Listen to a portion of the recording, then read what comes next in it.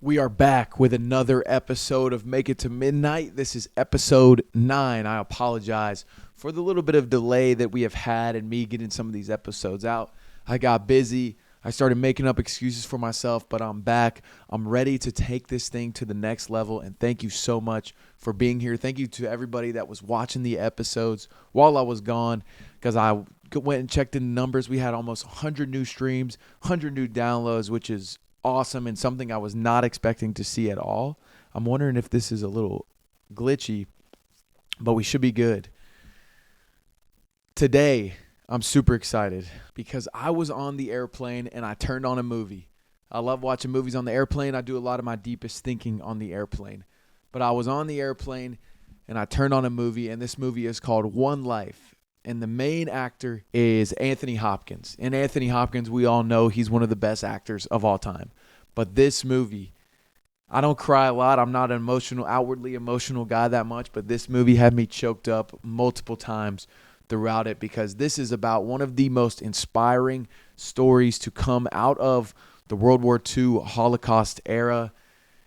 You know, there's so many great movies out there. The Schindler's List, tons of movies about humans stepping up and fighting against the evil that was taking place in Germany because of Hitler and all of the Nazis and just everything World War II. So many stories have come out of World War II that have shown the power and the strength of the human will. And this one is at the top of the list for me. The way that they put together this movie was incredible. I cannot recommend you watch it enough. This movie is called One Life, and it is about Nicholas Winston. Now, before I tell you more about that movie, I got to tell you the quote of the day, and it all loops in together. We're going to give you a little quote about bravery, and that quote goes a little like this. It's from Ralph Waldo Emerson. We all know Emerson. A hero is no braver than an ordinary man, but he is brave 5 minutes longer. A hero is no braver than an ordinary man. He's just brave 5 minutes longer. How true is that? I think there's a movie out there with Matt Damon when he's telling somebody what it takes to be brave. And he says, essentially, it takes 30 seconds of doing something you don't want to do or something that you're afraid to do. And that's what separates you from being brave and not. Ralph Waldo Emerson is completely correct in this. Heroes just go that little bit of extra into those uncharted waters where they are confident in themselves. And if they're not confident in themselves, they're still swimming, they're still taking steps forward. And that is true bravery. Nicholas Winston might be one of the most brave men in the history of the world. The short story of it is that he saved, let me see how many people it was. I do not want to shortchange him. Wow. Every time I see the number, it shocks me that much more. But Winton assisted in the rescue of 669 children from Czechoslovakia on the eve of World War II. Now, rewind. Nicholas Winton, he was born of Jewish parents, but his parents immigrated from Germany to England, where they changed their last name to Winton to kind of escape from the discrimination that's going on with the Germans that's going on with the Jews. And so, you know, his family, they go make that sacrifice. They move to Britain. Nicholas Winton becomes a banker. He's working in a bank. He's got a great job, and he's actually about to go on a ski trip. You know, it's vacation from work. He works hard, but he gets a call from some people in Prague in Czechoslovakia, and they're like, "Hey, you need to come check this out because there's so many problems down here, and it's heartbreaking to see these kids, these families get displaced. They're homeless. They're looking for ways out because at the time, Germany has not invaded Czechoslovakia.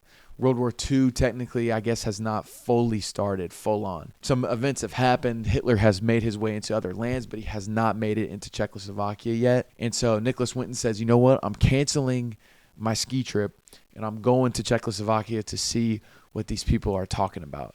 So he goes, and what he finds there is devastation, heartbreak, loneliness. There's kids and families sleeping in, you know, makeshift tents, makeshift little like hut type deals, and kids are hungry. He's walking around, he's, you know, giving out some chocolate, snacks, whatever it may be, and then he gets inspired. He's like, man, how can I help? And so he starts talking, networking with everybody. Let me look up the names of the people that he was working with because they deserve just as much credit as well. The person that called him was Marie Schmolka and Doreen Warner. And so he goes and visits them. And then there's another guy, Martin Blake, who's in there. And he is an associate of the British Committee for Refugees from Czechoslovakia. So they're kind of in charge of doing what they can to get these families to safe places. Nicholas Winton sees that it's just a mess, right? Because you got to have paperwork, you got to have visas to go to these other countries. You got to get approval from the other countries. All hope is pretty much lost in Czechoslovakia, because how the heck are you going to do that when war is looming and Hitler could be invading your country on any day? You have no idea the day. Remember, this is World War II. There's no alert you get on your phone. There's a siren that goes off, or maybe a letter that gets sent that then word of mouth gets passed around that, hey, we're about to be under attack. Someone's about to invade us, whatever it may be. So you're on it's a ticking time bomb in Prague. And so what Nicholas Winton does, he calls up his mom, shout out to his mom. He says, hey, we got to help out here. We got to find a way to get these kids safe. This is horrible. Can you go to the British embassy, whatever it is, in Britain and ask them, what do we need to do to make it happen for the paperwork to get these kids to a safe place? And shout out to the Czechoslovakian parents that they had to be willing to give up their kids, trust the kids to Nicholas and Marie and Doreen and Martin, trust them to take care of their kids and get them to a safe place. Now, Britain did not make it easy to do this. They had to have their visas, which in a war-torn country like Czechoslovakia on the brink of invasion, 6 and 7-year-old are not going to have visas ready to go or passports or anything like that. So Nicholas Winton, they start taking photos of all the kids, gathering any information they can. Who's your sister? Who's your mother? Who's your father? What's their occupation? Do you have any cousins in, say, Britain? Do you have any cousins in the Netherlands? Any of these places. So he's trying to track down all this info. Then the British government is like, okay, we also need, before they come over here, we need to make sure that they have a family to go to.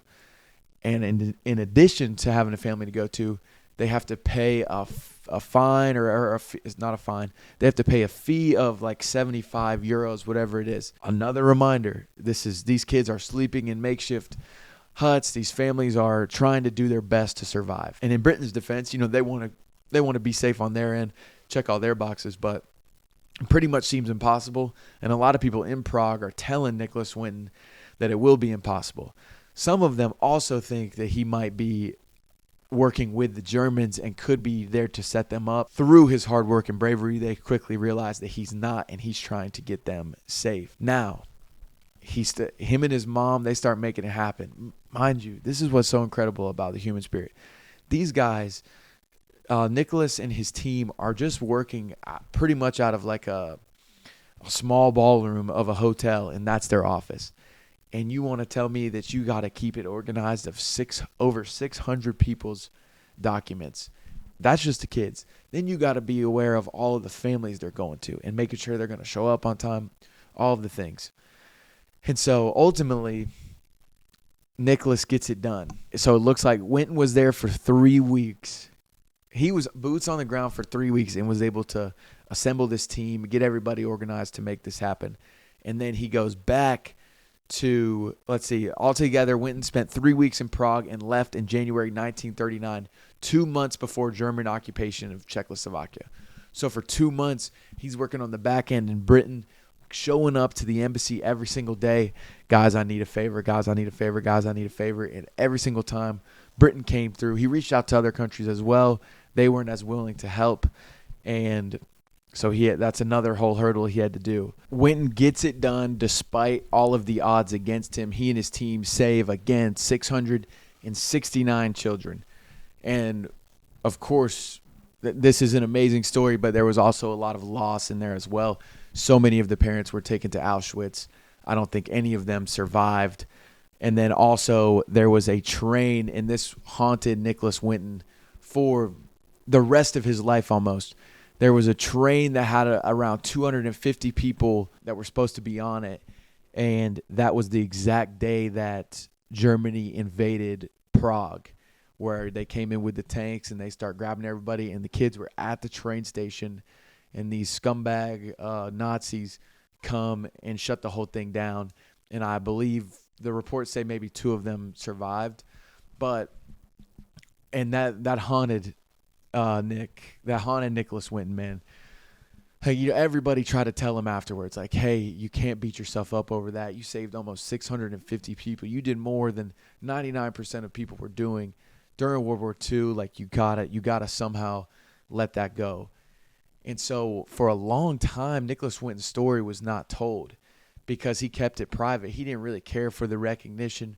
And then as he got older in life, he wanted to share these documents, share these kids, because there was part of him that wanted to know where they were.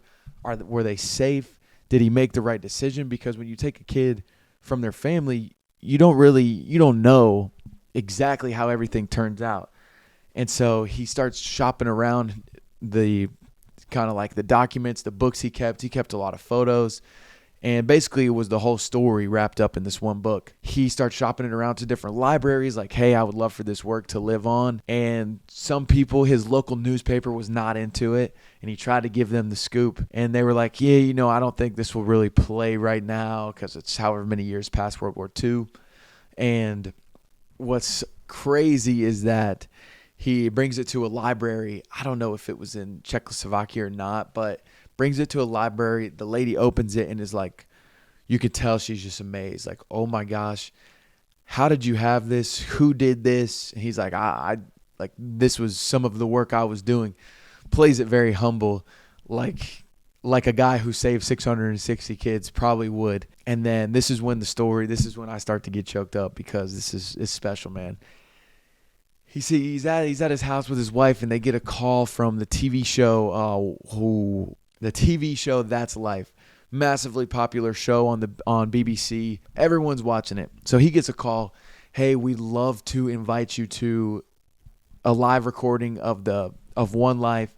You won't be on we're not going to interview you or anything, but we would love for you to be there, meet the staff. Like, we're very, very moved by your work. So he shows up. And, of course, the host of the show, she does a little introduction on him. Like, we also have Nicholas Winton in the crowd, who did amazing work during World War II, saved over 600 kids. So, round of applause for him. It's like, and then she says, and if anybody in the crowd that was impacted by Nicholas Winton, could you please stand up? And his wife didn't come with him this time. And there's this younger girl sitting by him. She's maybe in her 30s. And she stands up. And she is one of the kids that Nicholas Winton saved. And so, immediately once he realizes and the show host tells her, the girl wraps him up, hugs him. Thank you so much. He's extremely emotional. He goes back home to his wife, tells her what happened. They're both emotional about it. And he's kind of torn up because he starts thinking about, man, I hope everybody else is okay. And he starts thinking about those kids that he wasn't able to save. But again, they got to try to pull him out of that gutter of like, man, you did the most. Like, you did everything you could do. And so then That's Life calls him back again a few weeks later, however long it was, and is like, hey, we want you to come in one more time. Please bring your wife. No surprises, no nothing. So he goes with his wife. Obviously, she watches the show, so she's into it, and she wants to go. And so they're sitting there in the front row.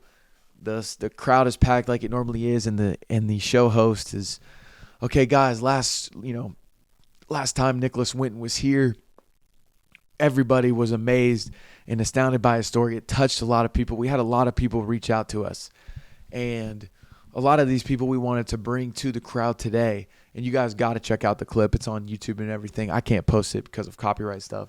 But, she's like, we want people to feel this impact. We wanted to invite people that were touched by it. And then the show host says, now, if you were helped by Nicholas Winton and he saved your life, please stand up. And the whole crowd stands up. And he looks around. He doesn't know what to think.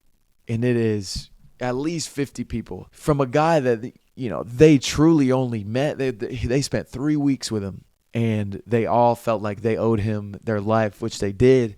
And the gratitude they showed was incredible. And it's just this powerful moment of, this is a banker from Britain who has no business even going to Prague. He was supposed to go to Switzerland to ski. And he shows up in Czechoslovakia for a bunch of strangers, for 660 strangers, hunkers down for 3 weeks, beats all odds against everybody saying, man, there's no way Britain's going to let you do this. There's no way you're going to pull off the train station. There's no way you're going to do any of these things. And also, you could get in trouble, man. Germany is on a rampage through Europe.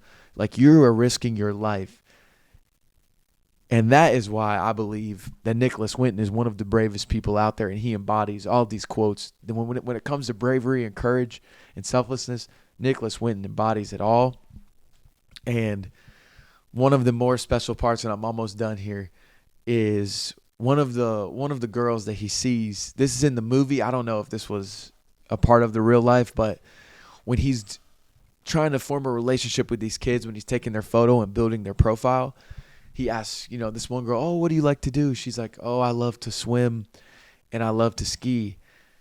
And fast forward 40 years, Nicholas Winton in the movie, he's like always filling up his pool and everything. And the first girl from the first That's Life TV episode, she comes over to his house with her family because, she's like, "Without you, I don't have any of this.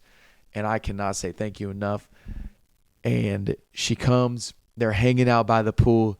She brings her swimsuit, and Nicholas Winton comes up to her, and I swear, I even feel a little something in my throat right now. He's like, "I'm glad you made it to the pool.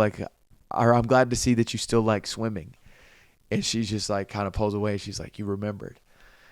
And that is a whole nother lesson in itself of just how little remembering something so little about somebody can mean something to them if you bring it up to them just to show that you were listening, to show that you care. It means the world, and it could impact their whole lives. So shout out to Nicholas Winton. Shout out to Anthony Hopkins for his portrayal of Nicholas Winton in this movie, One Life. You guys got to go check out One Life.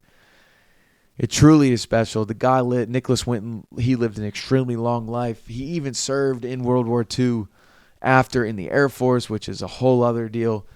But this story really touched me. The movie touched me, and I had to share it with you guys. So let me know, guys, if there's another movie out there that you want me to check out, and maybe I could do a little recap on and get better at shortening things up, whatever it may be. But I feel like Nicholas Winton's story needs to be told, and hopefully it could inspire you, inspire me to change some of our daily actions to hopefully impact people the way he did, and let us know that sacrifice is worth it, and the bravery is also worth it. And you just got to be brave for 5 more minutes than the average person. And that's how you become a hero. That's how Nicholas Winton became a hero.